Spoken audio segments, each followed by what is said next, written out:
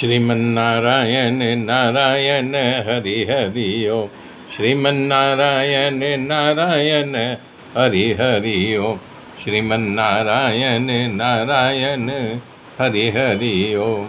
श्रीमन्नारायण नारायण हरि हरि ओम। तब एक गोपी जो पैर फैला के बैठी थी, चुपचाप एकदम तन्मय थी, तब वो बोलना शुरू किया कि बोले, किसी से आशा क्या रखना, आशा ही दुखदाई होता है, आशा के फंदे में क्यों बैठना। हे उद्धव, इस बात की खबर है कि फिर भी हमें आशा है कि कृष्ण हमारे पास आएंगे। हे उद्धव, कृष्ण की प्रतीक्षा ही हमारा जीवन है।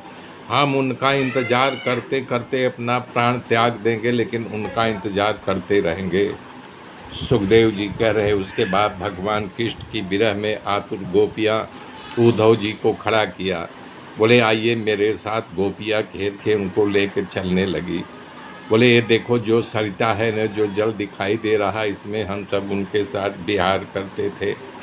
ये गोवर्धन है, जिसको उन्होंने अपने छोटी उंगली, कानी उंगली पर उठा लिया था, हाँ, और उसके शिखर पर बेड़ूनाद किया था। हम लोग सुन कर के मंत्र मुग्ध होकर के उसके वश में हुए हैं, आज तक हुए हैं।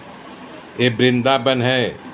ये शरद पूनम की पावन राति में ये जो बालू बिछी हुई है, इसी पर हम लोग रास लीला किए थे।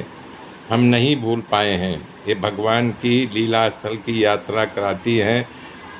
तभी अचानक गायों का टोला आता है। बोलते, उद्धव जी देखो, जो सामने से गाय चरी आ रही है, इन्हीं गायों को उद्धव जी चराया करते थे। और हमारे ब्रज का एक एक कण, एक एक प्रदेश भगवान जहाँ जहाँ घूमे हैं, उनके यानी कि पद चिन्हों को हम लोग देख देख करके घूमते रहते हैं। गोपिया ने कहा, आप इधर आओ। उद्धव जी गए, भगवान श्री के चरण पकड़ के चिन्ह थे। बोले, देखो ये हमारे भगवान के चरण चिन्ह हैं। तब उद्धव जी बोले, आपको कैसे पता? बोले, उद्धव, हमारा यही काम है, दिन रात हम लोग यहाँ आते हैं, देखते हैं, देख भगवान का चरण चिन्ह कहीं दिखाई दे रहा है।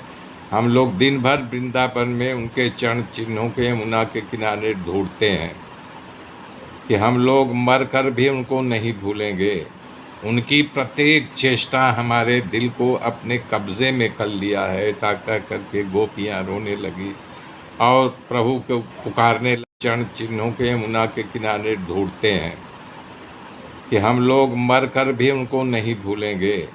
उनकी प्रत्येक चेष्टा हमारे दिल को अपने कब्ज़े में कर लिया है। ऐसा कह करके गोपियाँ रोने लगी और प्रभु को पुकारने लगी, हे कृष्ण, हे रमानाथ, हे गोकुल, हे ब्रजवासियों के दुख धरने वाले, तुम्हें गाय बड़ी प्रिय थी ने, तो हम लोग भी गाय जैसे पवित्र हैं। आ जाओ, हमारे दुखों में हम डूबे हैं, दुख सागर में, मुझे दुखों से उबारो, हे प्राणनाथ आ जाओ।